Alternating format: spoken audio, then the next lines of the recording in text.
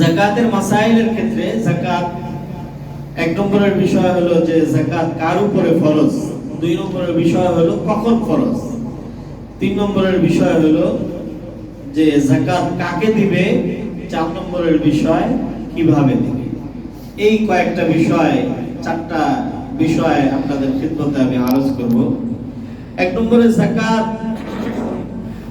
ফরজ মুসলমানের উপরে যদি ওই মুসলমান স্বাধীন হয়, প্রাপ্তবয়স্ক হয় এবং সুস্থ বুদ্ধি সম্পন্ন হয়, বিবেক সম্পন্ন হয়, তাহলে ওই ব্যক্তির উপরে যাকাত ফরজ হবে। সুতরাং এক নম্বরের বিষয় হলো যে সে মুসলমান হইতে হবে, অতএব কাফেরের উপরে যাকাত ফরজ নয়। দুই নম্বরে প্রাপ্তবয়স্ক হইতে হবে। সুতরাং প্রাপ্তবয়স্ক না হয়ে যদি অপ্রাপ্তবয়স্ক হয়, ছোট বাচ্চাদেরও অনেক সময় টাকা পয়সা এবং তাদের ব্যক্তি মালিকানার অনেক টাকা পয়সা থাকতে পারে, বিভিন্ন ভাবে থাকতে পারে।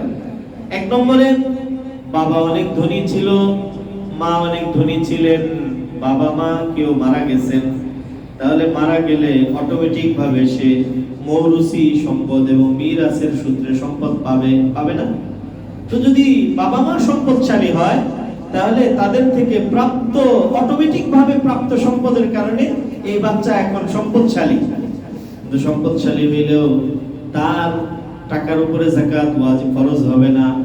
দুই নম্বর আরেকটা, যেমন আমরা অনেক সময় ছোটদের জন্য ব্যাংক ব্যালেন্স করে থাকি জন্মের পরেই, বিশেষভাবে মেয়ে হলে মানুষ বেশি করে যে মেয়ের বিবাহ দিতে হবে, অমুক করতে হবে, তমুক করতে হবে। ছেলেদের জন্য করে, পড়াশোনার জন্য এফডিআর করে, ফিক্সড ডিপোজিট করে, বিভিন্ন ধরনের। তো এই ধরনের ছেলে ছোট সন্তানদের জন্য করা এফডিআর, ফিক্সড ডিপোজিট অথবা ব্যাংক অ্যাকাউন্ট অথবা সভা সমিতি ইত্যাদিতে তার নামে নাম নেওয়া অথবা তার জন্য শেয়ার করা ইত্যাদি বিভিন্ন প্রক্রিয়াতে নিজেদের সন্তানদের জন্য অথবা অপ্রাপ্তবয়স্ক বাচ্চাদের জন্য যে টাকা সঞ্চয় করা হয়, জমা হয়, এই টাকার উপরেও যাকাত ওয়াজিব নয়। যদি আপনি ঘোষণা দিয়ে দেন যে এই ফিক্সড ডিপোজিট, এই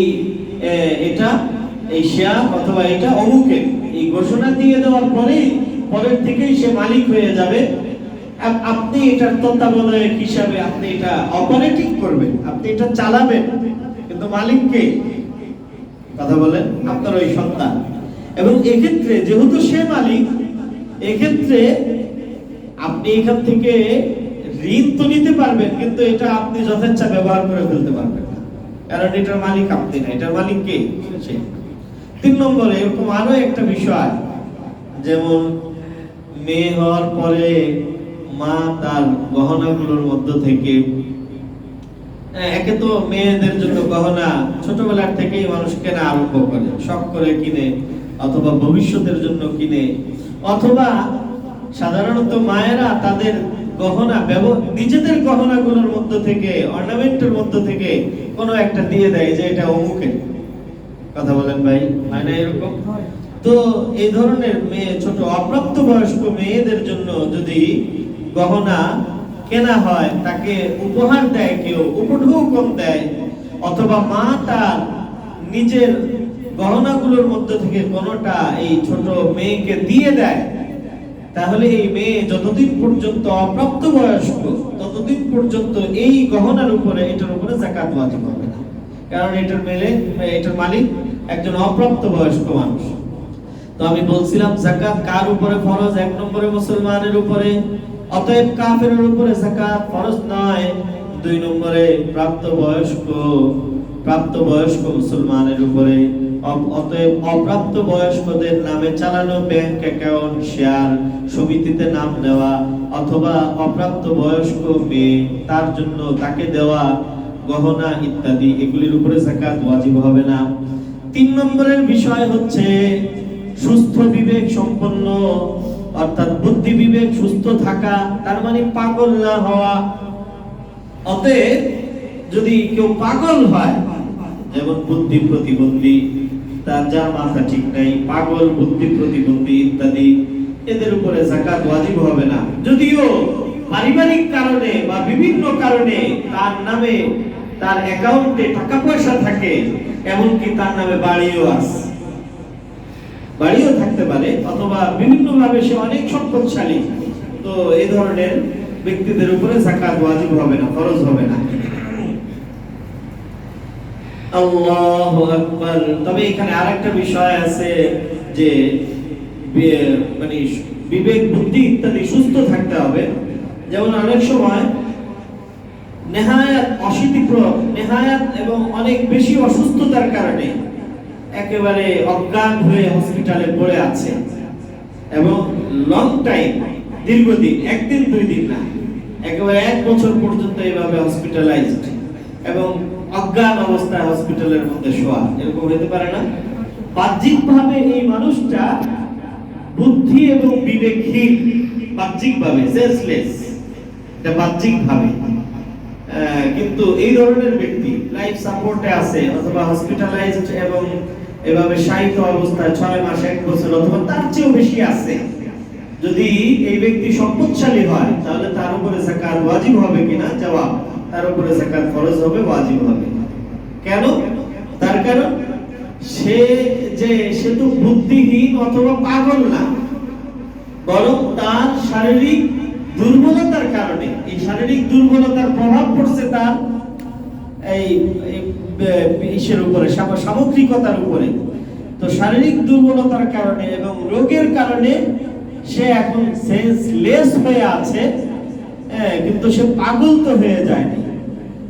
আরো সহজ করে যদি বলি তাহলে তার দুর্বলতার কারণে তার বিবেক বুদ্ধির উপরে একটা পর্দা পড়ে আছে, যে আবরণ এবং পর্দার কারণে এখন সে কথা বলতে পারছে না, অথবা কথা তাকে বললে সে শুনতে পারছে না এবং বুঝতে পারছে না। তদুপরি এই লোকটা পাগল নয়, তো যেহেতু পাগল নয়, অতএব এই ধরনের হসপিটালের মধ্যে থাকা সম্পদশালী কোনো ব্যক্তি যদি বছরকে বছরও থাকে, তারপরেও তার উপরে যাকাত ফরজ হবে এবং যাকাত আদায় করতে হবে তাকে। আল্লাহু আকবার। মুহতারাম উপস্থিতি, আরেকটা বিষয় হলো যে, দ্বিতীয় বিষয় হলো কখন যাকাত ফরজ হবে এবং ওয়াজিব হবে। এটা তো বললাম কার উপরে ফরজ হবে, ওয়াজিব হবে। 2 নম্বরের বিষয় হলো কখন ফরজ হবে এবং ওয়াজিব হবে। এটার উত্তর হলো যে, যদি এই সুস্থ বুদ্ধি সম্পন্ন মুসলমান প্রাপ্তবয়স্ক এবং স্বাধীন ব্যক্তি যদি নেসাব সমপরিমাণ সম্পদের মালিক হয়, তাহলে তার উপরে যাকাত ওয়াজিব হবে। নেসাব সমপরিমাণ সম্পদের মালিক হওয়া, নেসাব কি জিনিস? তো যাকাতের নেসাবের ক্ষেত্রে হাদিসের মধ্যে 2টা নেসাব বলা আছে, একটা হলো স্বর্ণের নেসাব আর একটা হলো রূপার নেসাব। স্বর্ণের নেসাব হচ্ছে হাদিসের ভাষ্য অনুযায়ী 20 মিসকাল, 20 স্বর্ণ মুদ্রা। আর রূপার নেসাব হাদিসের ভাষ্য অনুযায়ী 200 রৌপ্য মুদ্রা অথবা 200 দিরহাম। এটা হাদিসের বলা ওজন এবং হাদিসের বলা পরিমাণ। এই হাদিসের বলা পরিমাণ, এটাকে যদি আমরা আমাদের ভাষায় এবং আমাদের সমাজের ভাষায় যদি আমরা এটাকে বুঝতে চাই, তাহলে আমাদের এখানে একসময় ব্রিটিশ ক্যালকুলেশন ছিল। ব্রিটিশ ক্যালকুলেশনের মধ্যে ভরি, এরপরে তোলা, এগুলির হিসাব করা হইত। তো সেই হিসাব অনুযায়ী 20 মিসকালে ভরি অনুযায়ী হয় 7.5 ভরি স্বর্ণ, আর 200 দিরহামে রৌপ্যের পরিমাণ হয় 52.5 ভরি অথবা তোলা রূপা। আর এটাকে এখন আধুনিক ক্যালকুলেশনে যদি হিসাব করা হয়, এখন চলে আসছে গ্রামের হিসাব। বাকি স্বর্ণের দোকানে এখন ওই ভরির হিসাবটাও আছে, আবার গ্রামের হিসাব, 2টা হিসাবে এখন চলে। আমাদের ঢাকাতে এখনো ভরির হিসাবটা বেশি চলে। তো ঢাকার বাইরে, দেশের বাইরে বিভিন্ন অন্যান্য দেশে মার্কেটে দেখেছি আমরা, ওইখানে শুনেছি যে ওগুলিতে ভরির চেয়ে তারা গ্রামের হিসাবটাই বেশি জানে। যেমন জেদ্দা তো খুব প্রসিদ্ধ পুরাতন স্বর্ণের মার্কেট এবং বিশাল খাঁটি স্বর্ণ এবং বিরাট মার্কেট। ওখানে দেখলাম যে তারা মানে ভরির হিসাব জিজ্ঞাসা করলে বলতে পারে এবং বলে এবং তাড়াতাড়ি বলতে পারে, কিন্তু সচরাচর তাদের এখানে রেট দেওয়া থাকে গ্রাম অনুযায়ী এবং বেচা বিক্রিও হয়ে থাকে গ্রাম অনুযায়ী, গ্রামের হিসাব অনুযায়ী। তো মোহতারাম উপস্থিতি, দোনোভাবে এই বিষয়টা বুঝি। যদি এখন বর্তমানে স্বর্ণ এবং রূপায়ের ক্ষেত্রে যদি কোনো ব্যক্তি এমন হয় যে তার কাছে শুধু স্বর্ণই আছে আর কিছুই নাই, কিছুই নাই, 1 টাকাও নাই, তাহলে তো তার ক্ষেত্রে স্বর্ণের নিসাব প্রযোজ্য হবে। কিন্তু এরকম কি মানুষ পাওয়া যাবে যে এর কাছে স্বর্ণ আছে 5, 7, 10 ভরি, আর 1 টাকা 1 কানা করিও নাই? ভাই আছে এরকম মানুষ? 1 টাকা হইলেও আছে তার কাছে, আছে না? এই জন্য স্বর্ণের সাথে যদি টাকা 1 টাকা 2 টাকা 5 টাকা 10 টাকাও কারো কাছে থাকে, তাহলে ওই ব্যক্তির হিসাব স্বর্ণের নিসাব অনুযায়ী হবে না, ওই ব্যক্তির হিসাব হবে রূপার নিসাব অনুযায়ী। কথাটা কি বুঝে আসছে আপনাদের? যদি স্বর্ণের সাথে কোনো ব্যক্তি যদি বলে যে আমার কাছে এই স্বর্ণ ছাড়া একেবারে 1 টাকাও নাই, 1 টাকাও, তাহলে ওই ব্যক্তির ক্ষেত্রে স্বর্ণের নিসাব প্রযোজ্য। আর না হলে যদি 1 টাকা 2 টাকা 5 টাকা 10 টাকা ন্যূনতমও থাকে, তাহলে ওই ব্যক্তির ক্ষেত্রে রূপার নিসাব প্রযোজ্য। এই জন্য আমি সহজে মনে রাখার জন্য রূপার নিসাবটাই আপনাদের সামনে বলি। রূপার নিসাব 200 দিরহামে বর্তমান অনুযায়ী, ভরি অনুযায়ী 52.5 ভরি, আর গ্রাম অনুযায়ী 612.36 গ্রাম। আর যদি টাকার হিসাব করা হয়, তাহলে গত সপ্তাহে বাংলাদেশ জুয়েলারি সমিতি, যেটা সারা বাংলাদেশের এই জুয়েলার্স গুলোকে নিয়ন্ত্রণ করে, বাংলাদেশ জুয়েলারি সমিতি রূপার যে দাম ঘোষণা করেছে, স্বর্ণের মধ্যে যেমন বিভিন্ন ক্যাটাগরি আছে, 22 ক্যারেট, 21 ক্যারেট, 20 ক্যারেট, বিভিন্ন ক্যাটাগরি আছে, সবচেয়ে ভালো 22 ক্যারেট। রূপার ক্ষেত্রে এরকম ক্যাটাগরি আছে, 22 ক্যারেট, 20 ক্যারেট, 18 ক্যারেট, 3 ক্যাটাগরি। আর সবচেয়ে কম দামি রূপা হচ্ছে সনাতন রূপা, সবচেয়ে কম দামি। তো 22 ক্যারেট রূপার দাম 1000 টাকার উপরে, 20 ক্যারেট রূপার দাম 950 টাকা, আর 18 ক্যারেট রূপার দাম হলো 900 টাকা। আর গত সপ্তাহের বাংলাদেশ জুয়েলারি সমিতির ঘোষিত দাম অনুযায়ী সনাতন রূপার দাম হচ্ছে ভরি প্রতি 800 টাকা। তো 800 টাকা যদি এক ভরি হয়, তাহলে 52.5 ভরি ইনটু 800, এই হিসাবটা করলেই যে অঙ্কটা বের হবে ওইটাই হলো রূপার নিসাব। তো আমরা ওটা অঙ্কটা বের করে দেখছি, আপনারাও বের করে দেখেন। 52.5 ভরি ইনটু 800, এটার সমান ফলাফল হচ্ছে 48,982 টাকা 50 পয়সা। 48,982 টাকা 50 পয়সা। তার মানে 18 টাকা কম 49,000 টাকা। 18 টাকা হইলেই 49,000 টাকা হয়ে যাবে। 18 টাকা কম 49,000 টাকা, এটাই হলো এই বছরের আমাদের হিসাব অনুযায়ী, আমাদের হিসাব কিতাব অনুযায়ী এই বছরের যাকাতের নিসাব। অতএব যদি কোনো ব্যক্তির কাছে বিগত 1 বছর আগের থেকে আজকের এই 1 বছর পর্যন্ত যদি কারো কাছে 49,000 টাকা, যার থেকে 18 টাকা কম, রাউন্ড ফিগার 49,000 টাকা, 49,000 টাকা অথবা টাকা সমপরিমাণ সম্পদ যদি প্রয়োজনীয় 4 জিনিসের অতিরিক্ত এবং ঋণের অতিরিক্ত যদি কোনো ব্যক্তির কাছে থাকে, তাহলে ওই ব্যক্তির উপরেই যাকাত ওয়াজিব হবে এবং যাকাত ফরজ হবে। তার কারণ সে এখন নিসাবের মালিক। আশা করি নিসাবটা আপনাদের বুঝে আসছে। আর যদি গ্রামের হিসাবে বুঝতে চান, তাহলে সেটাও বলে দিই। গ্রামের হিসাব অনুযায়ী গ্রাম হলো সর্বমোট 200 দিরহামে গ্রামের মোট অঙ্ক দাঁড়ায় 612.34 গ্রাম। এটা হলো রূপার পরিমাণের নিসাব, 612.34। এক গ্রাম রূপার দাম 79 টাকা কিছু পয়সা, 80 টাকার চেয়ে একটু কম।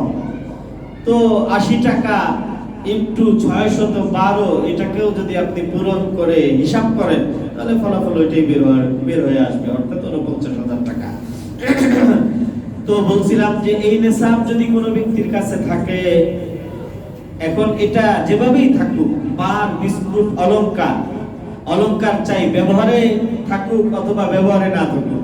অনেক মা বোনরা মনে করেন যে অলংকার যদি ব্যবহার করা হয় তাহলে এটা ব্যবহৃত জিনিস হিসেবে ব্যবহৃত জিনিসের উপরে যাকাত ফরজ হয় না, অতএব এটার উপরেও যাকাত ফরজ হবে না। না, অলংকার এটা পান, বিস্কুট মানে স্বর্ণরূপা, পান, বিস্কুট অথবা অলংকার, আবার অলংকারের মধ্যে এটাকে ব্যবহার করেন অথবা ব্যবহার না করেন, অথবা জিনিসপত্র বানায় সাজায় রাখছেন, মানে স্বর্ণ আর রূপা হইলে সর্ব অবস্থায় এটার উপরে যাকাত ফরজ। স্বর্ণরূপার ক্ষেত্রে এখানে আরো একটা জিনিস আছে, সেটা হলো যেমন দামি দামি মণিমুক্তা, হীরার দাম এটা অনেক সময় স্বর্ণের চেয়ে বেশি, রূপার চেয়ে তো বেশি অবশ্যই। হীরার দাম স্বর্ণের চেয়ে বেশি, রূপার চেয়ে বেশি, স্বর্ণের চেয়ে বেশি। তো মূল্যবান এই ধরনের কিছু খনিজ পদার্থ এবং ধাতব আছে যেগুলোর দাম স্বর্ণ রূপার চেয়েও বেশি, তো সেগুলোর উপরে যাকাত ফরজ হবে কি হবে না? জবাব, যেহেতু শরীয়তের মূলনীতি হইল স্বর্ণের উপরে যাকাত ওয়াজিব হবে, অতএব আদার্স যে সকল ধাতব এবং যে সকল পদার্থ আছে এগুলির উপরে যাকাত ফরজ নয়, ওয়াজিব নয়। তবে হ্যাঁ, যদি কোনো ব্যক্তি ব্যবসা করে তাহলে ব্যবসায়িক পণ্য হিসাবে ওইটার উপরে যাকাত ওয়াজিব হবে, সেটা ভিন্ন ব্যাপার। কিন্তু ব্যবহারের জন্য হীরার কোনো অলংকার বানানো অথবা অন্য কোনো মূল্যবান পাথর অথবা মূল্যবান মণিমুক্তা দিয়ে অলংকার বানানো, সেটার উপরে যাকাত ওয়াজিব হবে না, যাকাত ফরজ হবে না। তার মানে কি এখন থেকে স্বর্ণরূপা বাদ দিয়ে নিজেদের স্ত্রী এবং ছেলে মেয়েদেরকে ওগুলি দিয়ে অলংকার বানাবো না? যাকাত থেকে বাঁচার উদ্দেশ্যে যদি এটা কেউ করে তাহলে এটা তার জন্য ঠিক হবে না। আর যদি কেউ বানায় তাহলে তার উপরে যাকাত ওয়াজিব হবে না, কিন্তু যাকাত থেকে বাঁচার উদ্দেশ্যে এই প্রক্রিয়াকে গ্রহণ করা, এটা আল্লাহকে ধোঁকা দেওয়া হবে। আর আল্লাহকে কেউ ধোঁকা দিতে পারবে না, বরঞ্চ নিজেই ধোঁকার মধ্যে পড়ে যাবে। কথা বলেন, নিজেই ধোঁকার মধ্যে পড়ে যাবে। মুহতারাম উপস্থিতি, তো একদম কখন যাকাত ফরজ হবে? উত্তর, নিসাব সমপরিমাণ সম্পদের মালিক যদি হয়। এখন আরেকটা গুরুত্বপূর্ণ বিষয় বলবো যে কোন কোন সম্পদের উপরে যাকাত ফরজ হয়। স্বর্ণের উপরে যাকাত ফরজ হয়, 2 নম্বরে টাকা পয়সার উপরে যাকাত ফরজ হয়, 3 নম্বরে ব্যবসায়িক মালের উপরে যাকাত ফরজ হয়। এই 3 ধরনের মালের উপরে এখন আমাদের সমাজের মধ্যে মানুষের উপরে যাকাত ফরজ হয়। চতুর্থ আরেকটা জিনিস আছে গবাদি পশু, তো সেটা এখন আমাদের দেশে নাই। গবাদি পশুর উপরে যাকাত ফরজ হয়, ওই ধরনের বিষয়টা আমাদের দেশে নাই। বলবেন যে অনেক মানে ফার্মের মালিক, অমুকের মালিক, তমুকের মালিক, তাদের উপরে যাকাত ফরজ, এটা গবাদি পশু হিসাবে নয়, বরং তাদের উপরে যাকাত ফরজ ব্যবসা হিসাবে। কথা কি বুঝে আসতেছে? তো এই জন্য আমি 3টা জিনিসকেই বলবো আপনাদেরকে, স্বর্ণ রূপা, টাকা পয়সা এবং ব্যবসায়িক সম্পদ। 3টার সংক্ষিপ্ত বিবরণ স্বর্ণ রূপার ব্যাপারে তো বললামই। 2 নম্বরে আসেন টাকা পয়সা। টাকা পয়সা এটা আমাদের কাছে যেভাবেই থাকুক না কেন, এই টাকা পয়সার উপরে যাকাত ওয়াজিব হবে, যাকাত ফরজ হবে, যেভাবেই থাকুক না কেন। এর অর্থ হলো এই যে আমার পকেটে নগদ এবং ক্যাশ থাকুক, ডয়ারে থাকুক, বাড়িতে থাকুক, বাসায় থাকুক, দোকানে থাকুক, যাকাত ওয়াজিব হবে। অথবা ব্যাংকের মধ্যে অ্যাকাউন্ট করা থাকুক টাকা পয়সার, ওটার উপরেও যাকাত ফরজ হবে। অ্যাকাউন্ট চাই সেটা কারেন্ট অ্যাকাউন্ট হোক, সেভিংস অ্যাকাউন্ট হোক, অথবা এফডিআর হোক, ফিক্সড ডিপোজিট হোক, আচ্ছা না, বিভিন্ন ধরনের। আপনি যেভাবেই ব্যাংকের এমনি মৌলিকভাবে তো ব্যাংকের অ্যাকাউন্ট এই 3 ধরনেরই হয়, কারেন্ট অ্যাকাউন্ট, সেভিংস অ্যাকাউন্ট এবং ফিক্সড ডিপোজিট। এরপরে আরো যে বিভিন্ন ধরনের নাম, ওগুলো হলো বিভিন্ন সার্ভিস এবং সুযোগ সুবিধা ইত্যাদির কারণে এটার আবার তারা নাম দিয়ে বড় বড় লিস্ট বানায় দেয়। 100 রকমের অ্যাকাউন্ট, 20 রকমের অ্যাকাউন্ট, 50 রকমের অ্যাকাউন্ট, 150 রকমের অ্যাকাউন্ট। আসলে মৌলিকভাবে 3 ধরনের ব্যাংকের অ্যাকাউন্ট। সেভিংস অ্যাকাউন্ট হোক অথবা কারেন্ট অ্যাকাউন্ট হোক অথবা ফিক্সড ডিপোজিট হোক, এটার উপরেও যাকাত ওয়াজিব। ফিক্সড ডিপোজিটের ব্যাপারে অনেকের সন্দেহ থাকে যে ফিক্সড ডিপোজিট করছি এটা 10 বছরের জন্য, 10 বছরের মধ্যে তো এটা আমার হাতে আসবে না, আমি পাবো না, এটা ব্যাংকের কাছেই থাকবে, অতএব এটার উপরে যাকাত ফরজ কিনা? ফিক্সড ডিপোজিটের উপরে অবশ্যই, যদিও এটা একটা নির্দিষ্ট মেয়াদের জন্য করা হয়, তাই কিন্তু তারপরেও এটার উপরে যাকাত ফরজ হবে। যাকাতের টাকাটা আপনি পাঠাইবেন গ্রামে, যে কনভেন্স আছে, এটা কি যাকাতের থেকে যাবে? না, যাকাতের টাকা থেকে যাবে না, না যাকাতের টাকা থেকে যাবে না। প্রশ্ন উত্তরের সুযোগ আসবে ইনশাআল্লাহ। তো বলছিলাম যে ব্যাংকে সব ধরনের ব্যাংক অ্যাকাউন্টের উপরে যাকাত ওয়াজিব হবে। এক্ষেত্রে আরো একটা বিষয় হলো, আমরা অনেক সময় শেয়ার কিনে থাকি নগদ টাকা দিয়ে, টাকা সেভ করার এটাও আমাদের একটা প্রক্রিয়া, টাকা দিয়ে আমরা শেয়ার কিনে থাকি। তো শেয়ারের উপরে যাকাত, শেয়ারের উপরেও যাকাত ওয়াজিব হবে। বাকি এখানে একটু ছোট্ট একটু ব্যাখ্যা এই যে শেয়ার সাধারণত মানুষ দুই ভাবে শেয়ারের থেকে টাকা পয়সা উপার্জন করে এবং লাভ করে, দুই ভাবে। একটা প্রক্রিয়া হলো এই যে যখন কোনো কোম্পানি শেয়ার ঘোষণা করে তখন তার থেকে সে মালিকানা গ্রহণ হিসাবে শেয়ার নেয় এবং প্রত্যেক বছর বছর কোম্পানি তার বার্ষিক মিটিং এর মধ্যে সে প্রতি শেয়ার প্রতি এক একটা লভ্যাংশ ঘোষণা করে যে আমাদের এই বছরে পার শেয়ার এত টাকা করে আমাদের লাভ হয়েছে। তো ইচ্ছা করলে আবার এই লভ্যাংশ বিতরণের আবার শেয়ার কোম্পানির বিভিন্ন ধরনের পদ্ধতি আছে। ইচ্ছা করলে ওইটা থেকে সে নগদ টাকা নিতে পারে লভ্যাংশটা, আবার অনেক সময় লভ্যাংশের পরিবর্তে লভ্যাংশের বিনিময় হিসাবে আরো তাকে অতিরিক্ত শেয়ার দিয়ে দেওয়া হয়। তো এখানে আমি মৌলিকভাবে দুই ভাবে বলি কথাটা, যে এক নম্বরে কোম্পানির বার্ষিক ডিভিডেন্ড নেওয়ার জন্য শেয়ারকে ক্রয় করা, আর দুই নম্বরে যে কিছু লোক আছে শেয়ার কেনা বেচাটাই তাদের বিজনেস, এই আজকে কিনলো কালকে বিক্রি করে ফেলবে, আজকে কিনলো এক সপ্তাহ পরে বিক্রি করে ফেলবে। প্রত্যেকদিন স্টক এক্সচেঞ্জ মার্কেটের ঘোষিত যে দর দাম আছে, ঢাকা এক্সচেঞ্জ কোম্পানি কি রেট, কোন কোম্পানির কি rate, Chittagong exchange share exchange কোন কোম্পানির কি রেট পত্রিকার মধ্যে দেয়, টিভি ইত্যাদি এর মধ্যে দেয়, অনলাইনে বিভিন্ন ভাবে আসতে থাকে এগুলি। তো এগুলি তারা চোখ রাখে এবং সময় সুযোগ অনুযায়ী আবার এটাকে বিক্রি করে ফেলে। তো মুহতারাম উপস্থিতি, এই দুই ধরনের শেয়ার দুটোর উপরে যাকাত ফরজ হবে।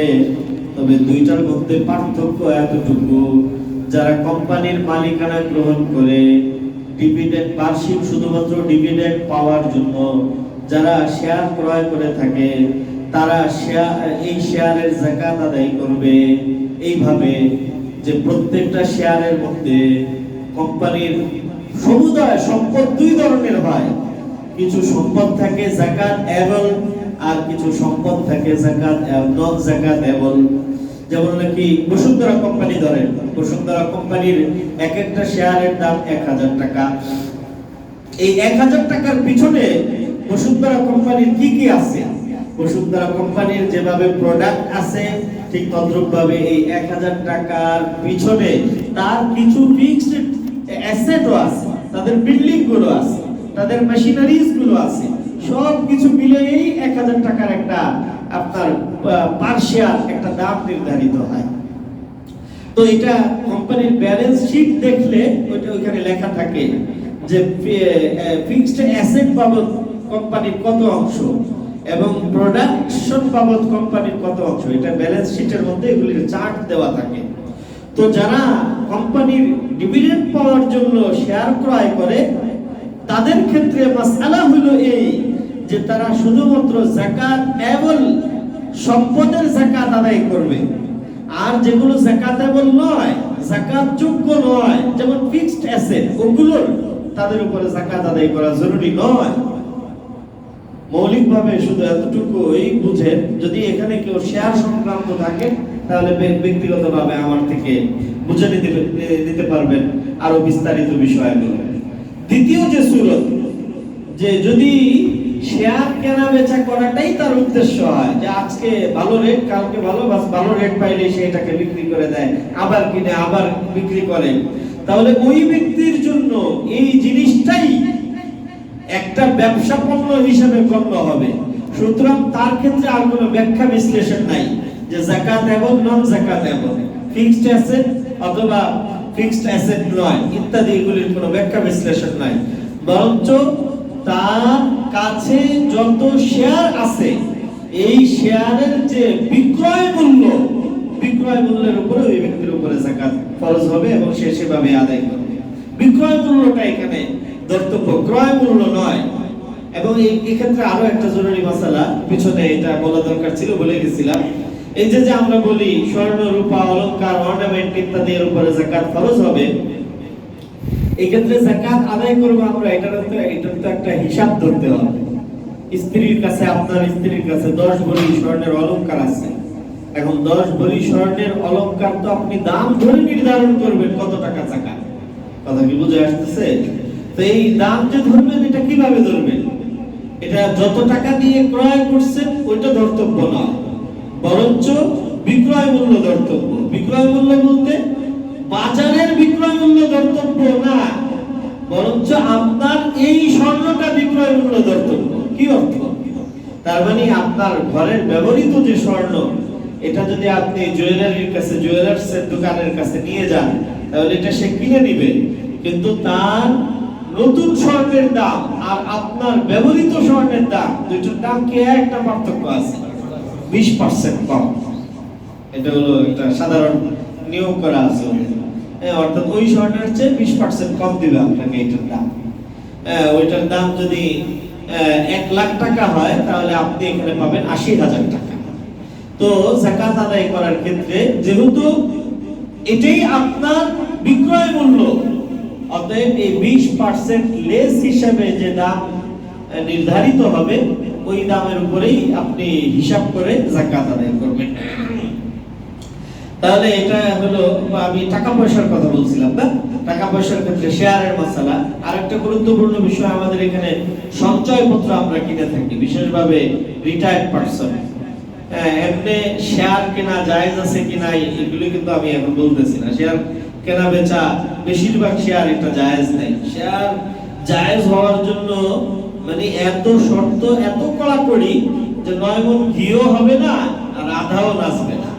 ওই শর্ত ফুলফিল করে আপনি শেয়ার কিনতে পারবেন না, ওইটা ভিন্ন মাসালা। কিন্তু কেউ যদি কিনে ফেলে, তাহলে তার মাসালা বলছে যে তাকে যাকাত এইভাবে আদায় করতে হবে। ব্যাংকে সেভিংস অ্যাকাউন্ট খোলা জায়েজ আছে কি নাই? জায়েজ নেই। সেভিংস অ্যাকাউন্ট খোলা জায়েজ নেই, কিন্তু কেউ যদি খুলে ফেলে, তাহলে তার মাসালা হলো এই যে সে যাকাত আদায় করবে এভাবে। এবং সেভিংসের অতিরিক্ত যেটা ব্যাংক থেকে তাকে দেওয়া সুদ, এই সুদের সমপরিমাণ টাকা সে বিলা নিয়তে সাদকা, সে এটা দান করে দিবে, কোনো সাদকায় নিয়ত করবে না। তো আমি সঞ্চয়পত্রের কথা বলছিলাম। বিভিন্ন ধরনের সঞ্চয়পত্র আমরা কিনে থাকি, বিশেষভাবে রিটায়ার্ড পারসনরা সঞ্চয়পত্র কিনে এটার থেকে লভ্যাংশ নেওয়া, এটাও জায়েজ নেই। কিন্তু কেউ যদি টাকা পয়সা এভাবে সঞ্চয়পত্রের মাধ্যমে এভাবে রাখে সরকারের কাছে, ডাক বিভাগের কাছে, তাহলে এই সঞ্চয়পত্রের উপরেও যাকাত ওয়াজিব হবে এবং যাকাত ফরজ হবে। আরেকটা আছে ঋণপত্র, এটাকে কি যেন বলে, ঋণপত্র, এটার ইংরেজিতে কি বলে? ডিবেঞ্চার আছে, আরো শব্দ আছে, বন্ড শব্দটা খুঁজতেছিলাম। যত ধরনের ডিবেঞ্চার আছে, যত ধরনের বন্ড আছে, আদার্স বন্ডস, সবগুলোর উপরে যাকাত ওয়াজিব এবং ফরজ। মাসালা ওইটাই যে বন্ডের মাধ্যমে অতিরিক্ত প্রাপ্ত যে টাকা, এটা সুদ, এটা ব্যবহার করা যায় না। কিন্তু কেউ যদি আকাম করে ফেলে, তাহলে তার উপরে যাকাত ফরজ এবং যাকাত ওয়াজিব। এটা হলো আপনাদেরকে বলার উদ্দেশ্য। এক্ষেত্রে গুরুত্বপূর্ণ আরো একটা বিষয় হলো যে ইন্স্যুরেন্সেরও আজকাল বহু প্রকার আছে, কিন্তু বহু প্রকার থাকলেও এটার মৌলিক প্রকার দুইটা, লাইফ ইন্স্যুরেন্স এবং জেনারেল ইন্স্যুরেন্স। তো লাইফ ইন্স্যুরেন্স এবং জেনারেল ইন্স্যুরেন্সের মধ্যে আপনাদের কতটুকু জানা আছে জানি না। লাইফ ইন্স্যুরেন্সের মধ্যে তো আপনি আপনি কোথাও আবেদন করলে সেখানে আপনার কিছু মেডিকেল টেস্ট ইত্যাদি করে তারা একটা নির্দিষ্ট 6 বছর, 10 বছর, 20 বছর, 50 বছরের একটা পলিসি দিয়ে দিবে যে আপনি এটা প্রিমিয়াম গুলো আদায় করতে থাকেন, এবং সেখানে বিভিন্ন ক্যাটাগরি দেওয়া থাকবে। 50 বছরের মধ্যে যদি কোনো অ্যাক্সিডেন্ট হয়, মারা যায়, তাহলে সে এত টাকা পাবে। আর যদি 50 বছরের মধ্যে মারা না যায়, আপনার 50 বছর পূরণ করতে পারে, তাহলে এত টাকা পাবে। দুই ক্ষেত্রে ব্যবধানটা ভিন্ন হয়। 50 বছরের আগে যদি মারা যায়, তাহলে তার পরিশোধ করা প্রিমিয়ামের তুলনায় বড় একটা অঙ্ক সে তো মারাই গেছে, অর্থাৎ তার পরিবারের লোকজন পাবে। আর যদি পূর্ণ করতে পারে, তাহলেও সে প্রিমিয়ামের তুলনায় একটা অতিরিক্ত বোনাস সহ, বোনাস মানে সুদ সহ সে পাবে, তবে আগের তুলনায় পরিমাণটা একটু কম হবে। এটা হলো লাইফ ইন্স্যুরেন্স। আর জেনারেল ইন্স্যুরেন্স হয় বিভিন্ন ধরনের জিনিসের রিস্কের উপরে। ব্যবসায়ীরা যেমন কার ইন্স্যুরেন্স, তার মানে এই প্রত্যেক বছর কার ইন্স্যুরেন্সের জন্য আপনাকে প্রিমিয়াম পরিশোধ করতে হবে, বাস পরিশোধ করে যাবেন। এটার বিনিময়ে কিছুই নাই। কিন্তু হঠাৎ যদি কখনো গাড়ি অ্যাক্সিডেন্ট করে, তাহলে অ্যাক্সিডেন্ট করলে অ্যাক্সিডেন্টের সমুদায় ক্ষতি সহ যেভাবে ইন্স্যুরেন্স করা থাকবে, ওই ইন্স্যুরেন্সের মানে ইয়া অনুযায়ী, শর্ত অনুযায়ী এখানে ক্লেম পরিশোধ করবে কোম্পানি। তো পুরা গাড়িটাকে আপনার নতুন করে দিবে, অথবা গাড়ি মেরামত করে দিবে, ইত্যাদি বিভিন্ন ধরনের ইয়া থাকে, কন্ডিশন থাকে। এবার আসুন মাসালা আমরা বুঝি। এই জেনারেল ইন্স্যুরেন্স এবং লাইফ ইন্স্যুরেন্সের মধ্যে, লাইফ ইন্স্যুরেন্স যদি হয়, তাহলে লাইফ ইন্স্যুরেন্সের উপরে সর্ব অবস্থায় যাকাত ফরজ, এবং প্রত্যেক বছর তাকে নিয়মিত যাকাত আদায় করে দিতে হবে। প্রত্যেক বছর আপনার ওইটার উপরে যাকাত পরিশোধ করে দিতে হবে, লাইফ ইন্স্যুরেন্সের উপরে। আর জেনারেল ইন্স্যুরেন্স যদি দুর্ঘটনা ঘটে আর সে কোম্পানি তাকে ক্লেম পরিশোধ করে, তাহলে তখন থেকে নিয়ে টাকাটা পাওয়ার পরে 1 বছর পর তার উপরে যাকাত পরিশোধ করা ওয়াজিব হবে।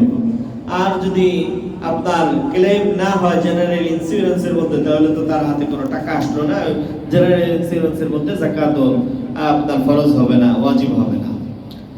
এক্ষেত্রে আরো একটা বিষয় হলো, আমাদের যারা সরকারি চাকরি করে বিশেষভাবে, তারা তাদের একটা টাকা এখানে গচ্ছিত থাকে, যেটা চাকরির পরে পাওয়া যায়। কি জন্য বলে এটাকে? পেনশন। হ্যাঁ, পেনশন। এরপরে প্রভিডেন্ট ফান্ডের কথা আমি বলতে চাচ্ছিলাম। প্রভিডেন্ট ফান্ডের উপরে, সরকারি প্রভিডেন্ট ফান্ডের উপরে যাকাত ওয়াজিব নয়, কারণ এটার এখনো সে মালিক হয়নি। প্রভিডেন্ট ফান্ডের টাকা যখন সে পাবে, তখন থেকে 1 বছর অতিবাহিত হইলে, অথবা আগের থেকে যদি যাকাতের নিসাবের মালিক হয়, তাহলে তার উপরে যাকাত ওয়াজিব হবে। নগদ অর্থ সংক্রান্ত এই বিষয়গুলো আমাদের সাথে সংশ্লিষ্ট থাকে। এক্ষেত্রে আরো একটা বিষয় হলো সিকিউরিটি মানি অথবা অ্যাডভান্স মানি, যেমন দোকান পাট ইত্যাদি।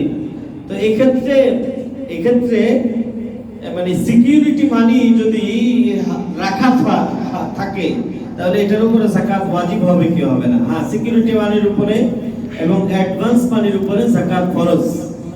তো প্রশ্ন হলো কার উপরে ফরজ? যেমন সিকিউরিটি মানি এবং অ্যাডভান্স মানি, ভাড়া যিনি নেন, ভাড়া গ্রহীতা এই টাকাটা দিয়ে থাকেন দোকান অথবা আপনার বাড়ির মালিক এই টাকাটা দিয়ে থাকে। তাহলে এই টাকাটা একজন দিল, আরেকজনের কাছে দিল, এই যাকাতটা কার উপরে ওয়াজিব হবে? জবাব হলো এই যে এই টাকার মালিক যে, তার উপরে যাকাত ওয়াজিব হবে। এখন মালিক কে, এটা একটু চিন্তা করে বের করেন। যেমন আমাদের এখানে সাধারণ কন্ডিশন হলো যে ভাড়া নেওয়ার সময় 3 মাসের অ্যাডভান্স বাবদ ভাড়াটা দিয়ে দিতে হয়। এরপরে হিসাব কি হয়? 2 ধরনের হিসাব হয়। যখন এই ভাড়াটা 3 মাস অথবা বড় একটা অঙ্কের, 2 ধরনের হয়। একটা হলো যে এই ভাড়াটিয়া যখন চলে যাবে, তখন তাকে এই টাকাটা ফেরত দিতে হয়। যদি বড় অ্যামাউন্ট হয়, তাহলে সাধারণত এরকম হয়। আর একটা হয় যে ভাড়াটিয়া যখন চলে যাবে, চলে যাওয়ার শেষের দিকের ওই মাস হিসাব করে ওই কয়েক মাস আর তার ভাড়া দিতে হয় না, ওই অ্যাডভান্স থেকে ওগুলো কেটে যায়। এরকম না ভাই? আমার জানা মতে এই দুই রকমের হয়। তো প্রথম সূরা যে ভাড়াটিয়া চলে যাওয়ার সময় তাকে টাকাটা ফেরত দিতে হয়, তার মানে টাকাটার মালিককে ভাড়াটিয়া, তাই না? এই ক্ষেত্রে ভাড়াটিয়া এই টাকাটার যাকাত আদায় করবে, পরিশোধ করবে যতদিন পর্যন্ত মালিকের কাছে থাকে। কিন্তু যাকাত পরিশোধ করবে ভাড়াটিয়া, কারণ এটার মালিক সে।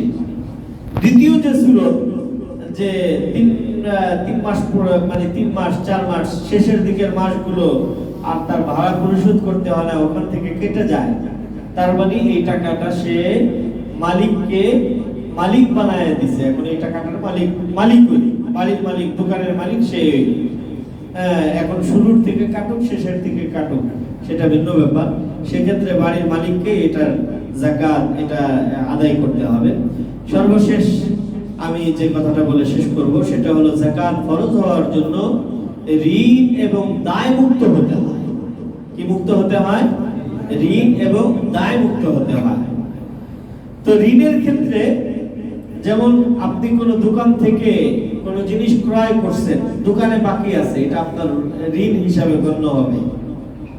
অথবা 1 বছরের ইউটিলিটি বকেয়া পড়ে গেছে, গ্যাস বিল, পানির বিল, বিদ্যুৎ বিল, এগুলো কয়েক মাস মিলে এলে এটা বড় একটা অঙ্ক হয়ে যায়। আমাদের মাদ্রাসার আমরা যেমন গ্যাস বিল পরিশোধ করতে পারিনি বিগত 1 বছরে, এখন রমজানের মধ্যে হয়তো পরিশোধ করার আল্লাহ তৌফিক দিলে আমরা করব। ৭২,০০০ টাকা একত্রিত হয়ে গেছে, বড় একটা অঙ্ক। অথচ যাকাত ওয়াজিব হয় কত টাকা? ৪৯,০০০ টাকা। বললাম না? তো আমার বলার উদ্দেশ্য হলো যে অনেক সময় এই ধরনের ইউটিলিটি বড় অঙ্কের জমা হয়ে যায়। তো ইউটিলিটি এটা একটা লোন এবং দায়, এটা আপনার উপরে দায়, সরকারের ডিমান্ড আছে এখানে, এটা আপনাকে পরিশোধ করতেই হবে। অতএব এটা আপনি যেহেতু লোন এবং দায় আপনার উপরে, এটাকে আপনার টোটাল অ্যামাউন্ট অ্যাসেট থেকে এটাকে বাদ দিতে হবে। বাদ দিয়ে এরপরে যদি যাকাত থাকে তাহলে তার উপরে যাকাত ওয়াজিব হবে, আর না হলে যাকাত ওয়াজিব হবে না। আমরা অনেক সময় লোন নিয়ে থাকি ব্যাংক থেকে, মেয়াদি লোন, যেমন হোম লোন, বিজনেস লোন ইত্যাদি। তো ব্যবসা পারপাসে যদি লোন নেওয়া হয় তাহলে এটাকে ডেভেলপমেন্ট লোন বলা হয়। ডেভেলপমেন্ট লোনের উপরে এটাকে টোটাল অ্যাসেট থেকে বিয়োগ দেওয়ার সুযোগ নেই। বিয়োগ না দিয়েই আপনার পুরো হিসাব করতে হবে এবং হিসাবের উপর যাকাত ওয়াজিব হবে। কারণ ডেভেলপমেন্ট লোন যদি টোটাল অ্যাসেট থেকে বিয়োগ করা হয় তাহলে সমস্ত শিল্পপতিরা যাকাত দিবে তো দূরের কথা, তাদেরকে আরো যাকাত দিতে হবে। কথা বলেন? এজন্য ডেভেলপমেন্ট লোন এটা বিয়োগ করার সুযোগ নেই।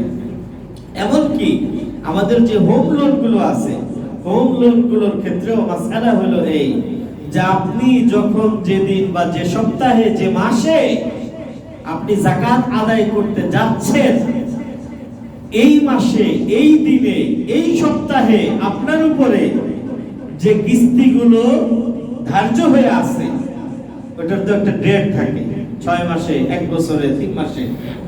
তো যেমন রমজান মাসে কেউ যাকাত আদায় করতে যাচ্ছে, তো এই রমজান মাস পর্যন্ত ইতিপূর্বের কিস্তি যদি তার উপরে ডিমান্ড থাকে তাহলে ওইটাকে লোন হিসাবে এবং দায় হিসাবে ধরে ওইটাকে টোটাল অ্যাসেট থেকে বিয়োগ করা হবে। সামনের যে কিস্তিগুলো বাকি আছে ওইটাকে টোটাল অ্যাসেট থেকে বিয়োগ করার সুযোগ নেই। ওইটাকে বিয়োগ না করে আপনার উপরে মূল সম্পদের উপরেই যাকাত ওয়াজিব হয়ে যাবে। আল্লাহু আকবার। এক্ষেত্রে আরো একটা বিষয় হলো, যদি কোনো দোকান, ছোট ব্যবসা প্রতিষ্ঠান অথবা আরেকটু বড় অথবা তার চেয়ে বড় কারো ক্ষেত্রে যদি এই ধরনের প্রতিষ্ঠান থাকে যার অধীনে অনেক কর্মচারী ইত্যাদি তারা কাজ করে, এই ওয়ার্কার্স এবং কর্মচারী এবং এমপ্লয়ীদের বেতন যদি বকেয়া পড়ে যায়, কথা কি বুঝে আসতেছে আপনাদের? বেতন এমপ্লয় এবং ওয়ার্কার্সদের, কর্মচারীদের, কর্মকর্তাদের বেতন যদি মালিকের উপরে বকেয়া পড়ে যায় তাহলে যাকাত আদায় করার সময় মালিক এটাকে দায় হিসাবে ধরে এটাকেও বিয়োগ করতে হবে, কারণ এটা তো দিতে হবে, দুনিয়ার নিয়ম অনুযায়ী দিতে হবে এবং আখিরাতের নিয়ম অনুযায়ীও দিতে হবে। এখন কেউ যদি যাকাত থেকে বাঁচার জন্য সে এটাকে বিয়োগ করলো ঠিকই, আর এদিকে ওয়ার্কার্সদেরকে ফাঁকি দিয়ে দিল, সেটা ভিন্ন ব্যাপার। কিন্তু শরীয়ত এটা বান্দার হক হিসাবে, দায় হিসাবে ধরে এটাকে বিয়োগ করে তার উপরে, তার বাকি অ্যাসেটের উপরে যাকাত ওয়াজিব হিসাবে আপনার শরীয়তের ঘোষণা এটা। এই হলো মোটামুটি বিষয়। আরেকটা হলো প্রয়োজনের অতিরিক্ত হইতে হবে অন্ন, বস্ত্র, বাসস্থান, বাহন। অন্ন, খাবার দাবার সংক্রান্ত যে স্টক আছে, যেমন গ্রাম দেশের, গ্রামের যে বড়লোক ভদ্রলোক আছে, তাদের বড়লোক আর ভদ্রলোকের মানে ইয়া ছিল, কি বলে এটাকে, নিদর্শন অথবা এটার বাহ্যিক একটা ইয়া ছিল যে কার বাড়িতে কত বড় খেড়ের মঠ আছে, পাটখড়ির মঠ আছে, এবং গোলায় কতগুলো গোয়ালে কতগুলো গরু আছে, এবং ধান রাখার গোলাটা কত বড়। এগুলো গ্রাম্য ভদ্রলোক এবং গ্রাম্য বড় লোক। এবং অবশ্যই তো এই ক্ষেত্রে এখন ধানের হিসাব যদি আপনি করেন তাহলে লাখ লাখ টাকাও হয়ে যাবে। তো ধান এটা যদি তার কেনা না হয়, কেনা হইলে তো এটা, এবং ব্যবসার জন্য যদি কেনা না হয়, বরং নিজের গোলার ধান যদি হয়, নিজেদের ধান যদি হয়, তাহলে এটা একটা খাদ্যদ্রব্য হিসাবে এটার পরিমাণ যতই হোক না কেন, এটার মূল্যবান, ওটার উপরে যাকাত ওয়াজিব নয়। শরীয়ত যত ধরনের অন্ন আছে, খাদ্য আছে, এই খাদ্য ব্যবস্থাপনার উপরে যাকাত রাখে না। 2 নম্বরে বস্ত্র, কাপড় চোপড়, পরিধেয় পোশাক আদি। তো আমাদের পরিধেয় পোশাক আদি, এক জোড়া জুতার দাম 50,000 টাকা, এর চেয়ে বেশি আছে। একটু কম করে বললাম কারণ আমরা এর চেয়ে বেশি চিন্তাই করতে পারি না। তো এই ধরনের দামি দামি পোশাক আশাক যদি কারো কাছে থাকে তাহলে এটার উপরেও যাকাত ওয়াজিব হবে। তবে হ্যাঁ, দামি পোশাকটা যদি এই কারণে দামি হয় যে এটার মধ্যে শাড়ি আর এটার লেস লাগানো হয়েছে স্বর্ণ দিয়ে, অথবা এটার কারুকার্য করা হয়েছে স্বর্ণ এবং রূপা দিয়ে, হতে পারে না এরকম, তাহলে স্বর্ণ এবং রূপার মূল্যমান নির্ধারণ করে ওটার উপরে যাকাত ওয়াজিব হবে, কিন্তু মূল শাড়ির উপরে যাকাত ওয়াজিব হবে না।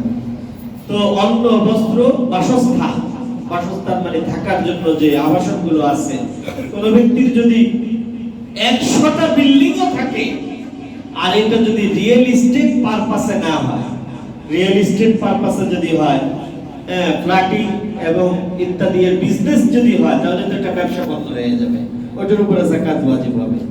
আর না হলে তার এমনি ব্যক্তি মালিকানায় অনেক বিল্ডিং আছে, এই বিল্ডিং এর মূল্যমানের উপরে যাকাত ওয়াজিব নয়, কারণ এটা তার একটা থাকার জায়গা, এটা একটা প্রয়োজন।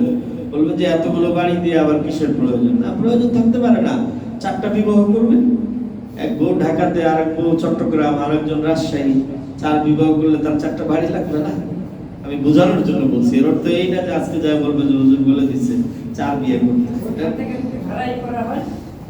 আমি বলছি, আমাকে বলতে দেন। তো মানে আবাসন যতই হোক না কেন, যত বেশি হোক না কেন, বিল্ডিং ইত্যাদি, এটার উপরে যাকাত ওয়াজিব হবে না। হ্যাঁ, এতগুলো বিল্ডিং অথবা এক বিল্ডিং এ এতগুলো তালা, এগুলো সাধারণত আজকের দিনে মানুষ এভাবেই নিজের ব্যবহারের মধ্যে রাখে না, বরং এগুলো মানুষ ভাড়া দিয়ে থাকে। তো ভাড়া দিলেও এই বিল্ডিং এর উপরে যাকাত ওয়াজিব হবে না, বরং ভাড়ার থেকে যে প্রাপ্ত টাকা, এই টাকা যদি সে খরচ করে ফেলায় তো খরচ করে ফেলাইছে, কোনো এটার উপরে যাকাত ওয়াজিব হবে না। আর যদি খরচ না করে তাহলে কি করবে? টাকা আকারে রেখে দিবে, তো টাকার উপরে যাকাত ওয়াজিব, এটা তো আমি আগেই বলে এসেছি। টাকা নিজের কাছে রাখুক, ব্যাংকে রাখুক, অথবা যেখানেই রাখুক না কেন, ভাড়া থেকে প্রাপ্ত অর্থ সেটা এটার উপরে যাকাত ওয়াজিব হবে যদি তার হাতে থাকে। তো অন্ন, বস্ত্র, বাসস্থান, বাহন, বাহন মানে যাতায়াতের গাড়ি, কারো কাছে রিকশা আছে, কারো কাছে সিএনজি আছে, ট্যাক্সি আছে, বেবি ট্যাক্সি আছে, অথবা দামি গাড়ি আছে, মার্সিডিজ আছে। তো এগুলো হইতে হইতে যত দামি গাড়ি হোক না কেন, যদি কার বিজনেস না হয় তাহলে এটা ব্যবহৃত ব্যবহারের গাড়ি হিসাবে, অথবা কোনো ফ্যামিলির জন্য, আমাদের জানাশোনার মধ্যেও বহু মানুষ এমন আছে যে নিজের ব্যবহারের গাড়ি আলাদা, স্ত্রীর আলাদা, ছেলের আলাদা, মেয়ের আলাদা, আবার অমুকের আলাদা আছে না, আলাদা আলাদা গাড়ি আছে। তো একটা ফ্যামিলিতে 10টা গাড়িও যদি থাকে তাহলে এটার উপরেও যাকাত ওয়াজিব হবে না। কিন্তু যদি একটা গাড়িও বিজনেসের জন্য যদি থাকে তাহলে এটার উপরে যাকাত ওয়াজিব।